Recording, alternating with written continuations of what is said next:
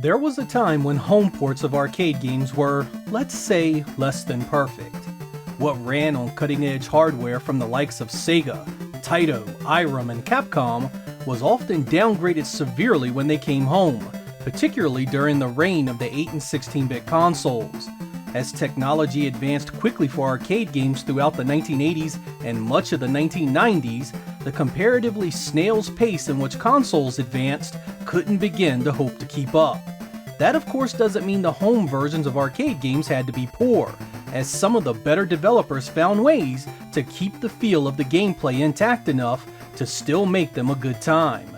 And that's what we are doing in this very episode. We will be taking a look at some arcade ports for the Sega Master System.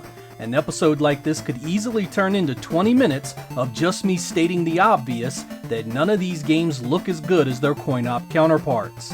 So instead, we are going to be concentrating mainly on gameplay. Do the home versions play enough like their big brothers to make them worthy, or do they fail there just as hard as they did visually? I have 16 games for you here, so let's get started.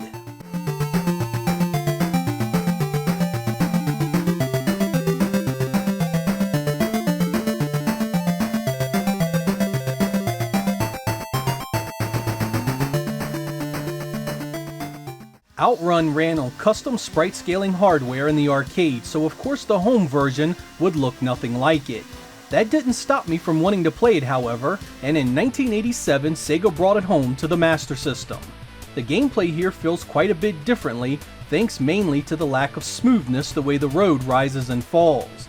Despite trying not to focus on the visuals, I realized quickly that the animation and overall smoothness of the screen movement was tied directly to the feel of the gameplay.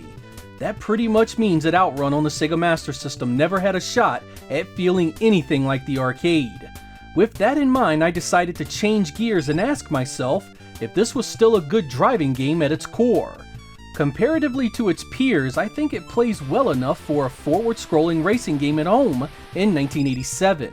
It's responsive, challenging, and aside from that funky rise in the road, a lot of fun. I didn't want to load this list down with Sega Superscalers after playing this one because many of them result in the same conclusion. Once you change the smoothness and the way the screen movement feels, the gameplay has no choice but to feel noticeably different.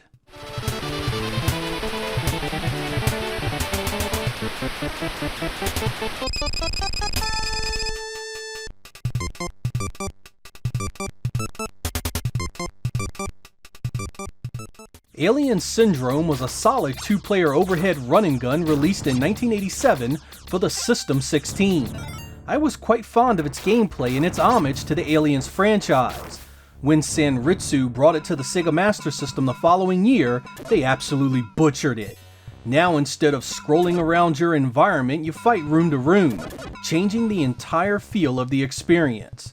Worse, the weapon upgrades have limited range and the enemies sort of blink in at random, sometimes right on top of you.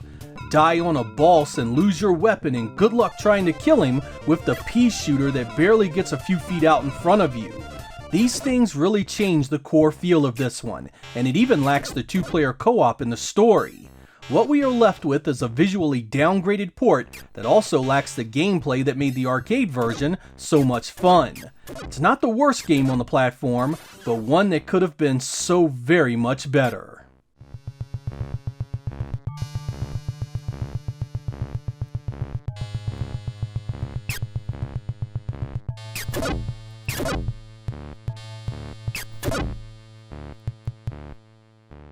Quartet was a 4-player action game for the System 16 that was released in 1986. The gameplay here was kinda unique for the run-and-gun style of play it used. You basically had to search out the key for the level. Sometimes these levels were composed of multiple screens you had to explore, and there were power-ups that could help you out. The Sega Master System version was nothing short of amazing. While it lost the 4-player co-op, it still has 2-player gameplay that's just as solid as the arcade original. Power-ups are here, the graphics are colorful and well detailed, and even the music is halfway decent. You keep yourself alive based on your score, which means if you take damage, you need to keep killing things to stay in the action. It's one of the more unique games on the Sega Master System, and it does the arcade on which it's based quite proud. It's proof that an 8-bit arcade port can not only play good, but can look pretty decent as well. It's also indicative of just how good a game could be when Sega turned it out themselves.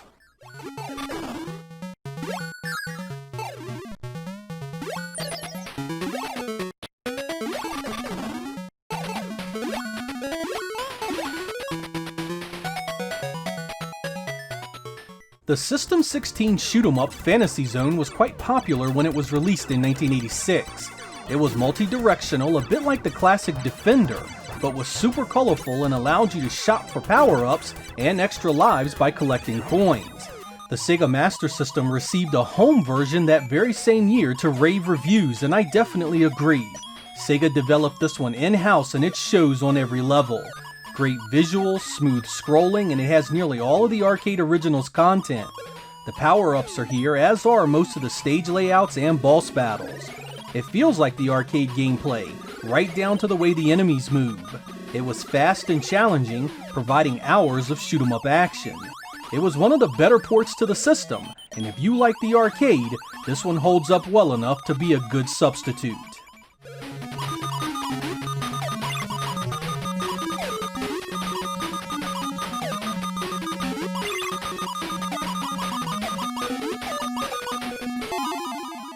(1987) gave us the System 16 classic Shinobi. This started the great franchise that would see numerous entries in home versions. It was a straightforward action title starring Joe Musashi in his effort to rescue his clan's children from the evil terrorist group Zed. Sega ported this one themselves in 1988 for the Sega Master System, and again, the end product is absolutely stellar. The gameplay is here and intact in all its glory. Sega even added a life bar to it to give home players a fighting chance. It also featured a few additional power-ups related to your health. The stages were recognizable, the boss battles intact, and it featured an FM soundtrack should you be able to support the feature. It all added up to a game that played slower, but very similar to the arcade. And though we did lose some visual pizzazz in some of the music, what is here is excellent and looks and sounds great. It's a top 10 experience for the platform, and one every Master System fan should own.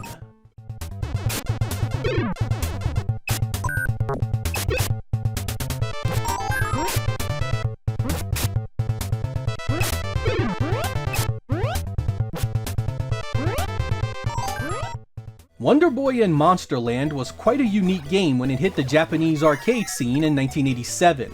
It ran on Sega System 2, and was a hybrid of a platformer and role-playing game.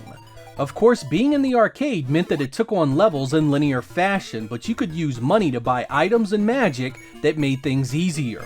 You also leveled up to become more powerful and live longer. Sega again developed the Master System version themselves, and again, they really nailed the look, feel, sound, and gameplay here. No joke, this is one great looking and playing port. I know, it looks so simple and plain, but this first impression belies the epic adventure hidden beneath. Once you get into it, it becomes a great challenge with many different ways to approach it. You explore a bit, can visit shops, can use items and magic to take care of enemies, and there are plenty of NPCs to speak with.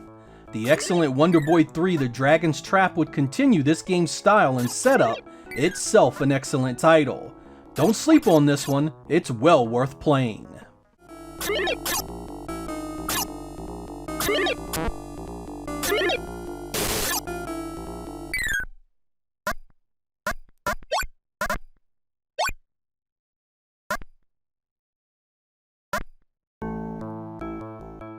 In 1987, OutRun released the arcade shoot-'em-up classic RType. At the time, it was a visually spectacular game with huge unique boss fights, a power-up system that utilized satellites that could be freely detached from your ship or used in the front and back, and gave you the ability to use charged shots for increased damage potential. I played it many times in the arcade just to see the enormous first boss fill up the screen. The following year, Compile got the license to port the Master System version, a tall order for such a demanding game. The thing is, they mostly succeeded in giving us a game that played very much like the arcade. While the sprite flicker can be off-putting, the enemies are faithful, the power-up system intact, and the stage layouts are largely unchanged. They even managed to replicate the boss battles fairly well. It was the kind of port that made you feel good about owning the console, and one you couldn't get on many others. It supported an FM soundtrack as well.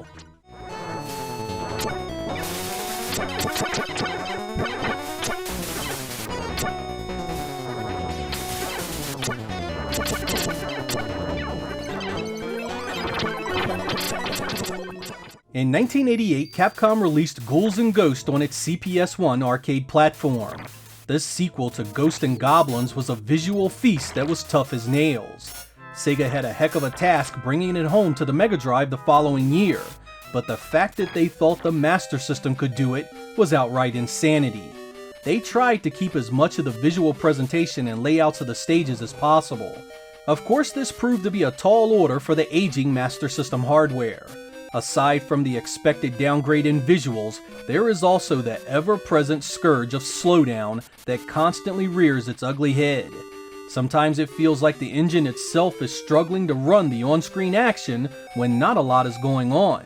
This makes it so much harder to play to the original and Mega Drive versions. Add in some cuts to the stages, modified boss encounters, and a hitbox around the main sprite that's just complete bullshit, and you have one tough game. I know some people enjoy it, and while I respect the attempt, this simply is not a great playing edition of Ghouls and Ghosts.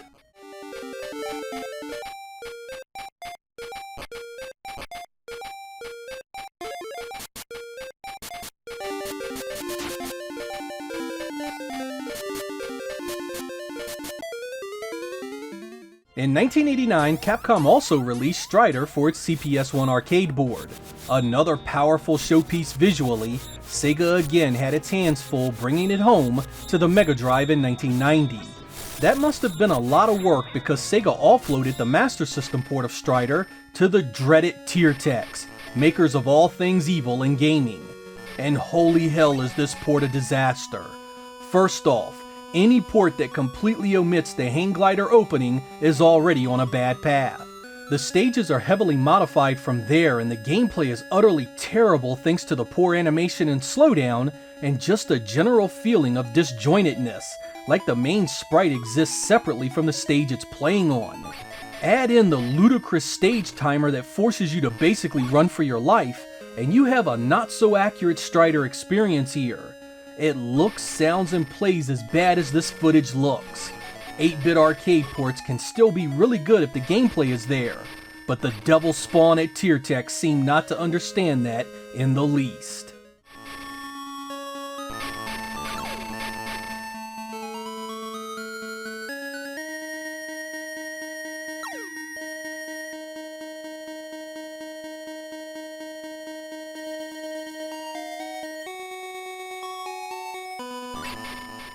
Marble Madness was released in 1984 by Atari Games.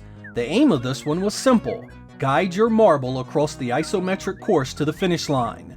There are obstacles and enemies along the way, but it's a concept that translated well into many home console and computer ports, including one that landed on the Master System in 1992.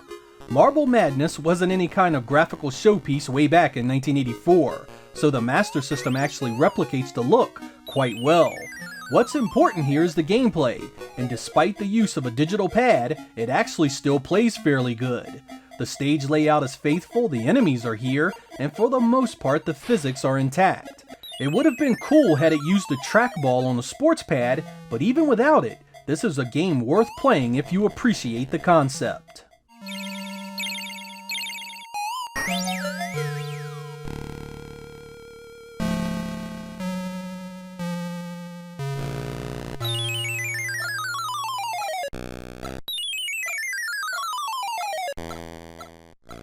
Taito is known for many great arcade games, including 1986's Bubble Bobble. It was a co-op multiplayer single-screen action game where you use bubbles to trap and destroy your enemies. It spawned many home ports, including a Master System version in Japan and Europe. I love this version of the game for multiple reasons. First, the visuals are really faithful to the arcade, right down to the opening cinema. The 2-player mode is here, and there are a couple hundred levels to play. It feels like the arcade too, both in the movement of your on-screen sprite and the way the enemies react. Frankly, it's one of the best home versions of this game for its accuracy in presentation and gameplay. Even the stage layouts are largely the same.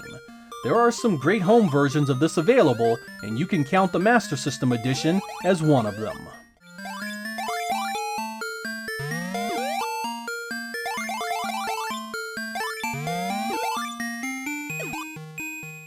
In 1989, Taito did a sequel to Chase HQ called Special Criminal Investigation. It used sprite scaling heavily and was an incredibly good-looking game with loads of special effects and fantastic performance. A home port of this on the Master System never stood a chance of replicating those visuals, and as I said in the OutRun section earlier, the change in the way the visuals are handled has a direct impact on the way games like these play. Gone are the weather effects and road hazards seen in the arcade, and the simplified stages lack most of the challenge. The thing is, what this morphed into was actually still pretty playable and kind of its own thing. The easier gameplay allows it to be enjoyed more as a racing title, though it does still have the gunplay and the cinemas from the original. You won't have much to worry about while you chase down the main enemy of every level. It's just that damn timer you need to worry about. If you're looking for the hectic action of the arcade, this isn't it, but it does do its own thing well enough to still be worth playing.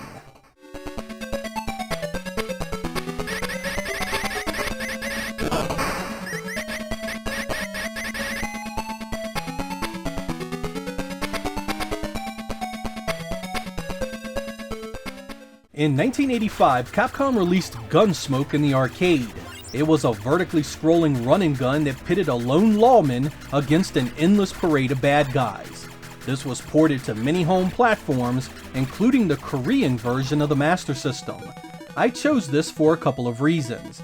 I wanted to show you the common practice in certain Asian territories of porting MSX software to the SG-1000 and Master System.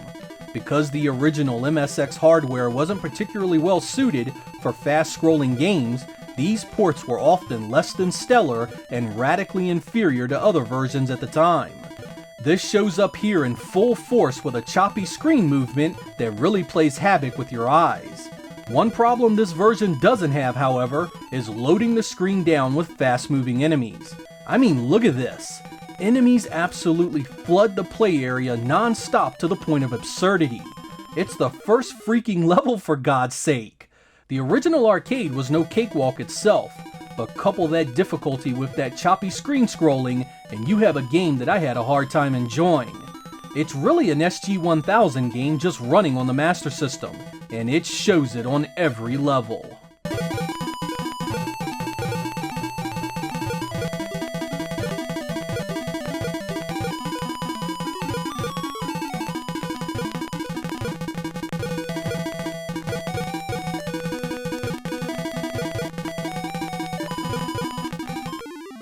In 1989, Leland Corporation created Super Offroad, a single-screen top-down racer that featured up to 3 players. It was kinda cool how the tiny little trucks would race around the track. It very much put you in mind of Micro Machines, and was great fun with a few friends. It wasn't until 1993 that the Master System received its version across the European and PAL territories. And surprise, it turned out pretty damn good. It's not that the arcade was some kind of juggernaut visually, but it was still nice to see the Master System take represent fairly well. The gameplay and multiplayer is where the game excelled, and both make a fine showing here. The terrain and layout of each track is faithful, and there are 24 different arenas to choose. The nitros in the store are here to aid you, and the only real downside is the rather irritating race music. Outside of that, it does a great job replicating the arcade top to bottom, and holds up well against other home versions of the time.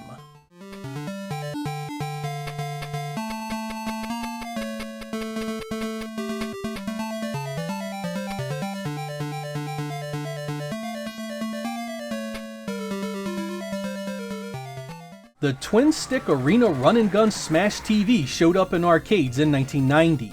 Basically, you had to survive a game show that threw everything at you but the kitchen sink. You even had massive boss encounters to survive. There was a ton of action on the screen, so it was highly unlikely a mere 8-bit home console could ever hope to capture the same feel. When it came to the Sega Master System in 1992, I thought for sure it would play at a snail's pace and have tiny little sprites. Man, I was way off because it's the exact opposite. The sprites here are much larger and faster than the arcade, to the point where it almost looks like a different game entirely. A big problem here though is the controller. With only 2 buttons to use, the Master System pad is incredibly inadequate for this style of game. One shoots and the other changes the direction you are firing. I had a ton of trouble adjusting to the speed and difficulty because of this. Without the ability to easily aim and move in any direction at the touch of a button, this one loses a lot of its appeal. It does have a 2-player mode and most of the content from the arcade is here, but that control scheme just hammers the fun factor. Add in some questionable hit detection and you have a version of Smash TV that simply isn't worth your time.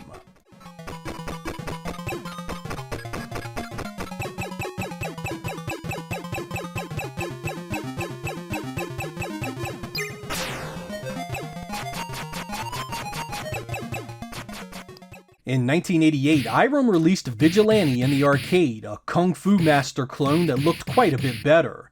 The setup was pretty simple. Make your way through the stage bashing enemies with your feet, fist, and nunchaku in an effort to rescue your girlfriend. It came to the Master System in 1989, and wow, did it look nice. The sprites looked great, the backgrounds were detailed, and it ran extremely well. This was always difficult in the arcade, and it is here as well. You'll get by the first few stages easy enough, but then it really starts laying the beat down on you. You won't care a lick though because of the wonderful FM soundtrack that accompanies this game. It fits it so well that it goes right along with the punches and kicks of every single stage. Those stages are faithful to the arcade as well, as are the enemies and the story-based cinemas, though they did change around some of the names. It's a strong contender for one of the better ports on the platform, and it's worth playing for the soundtrack alone.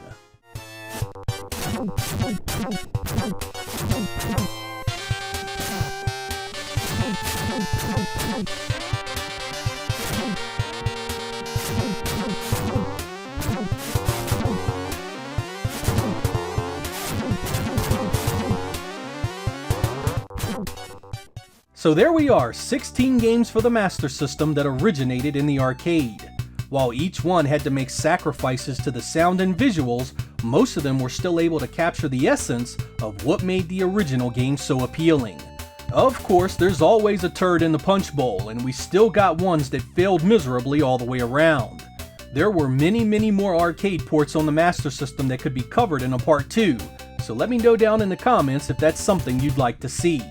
The Master System is a console that kept on giving well after I had my time with it, so it's always fun to revisit these games as a reminder of just how good some of them could be.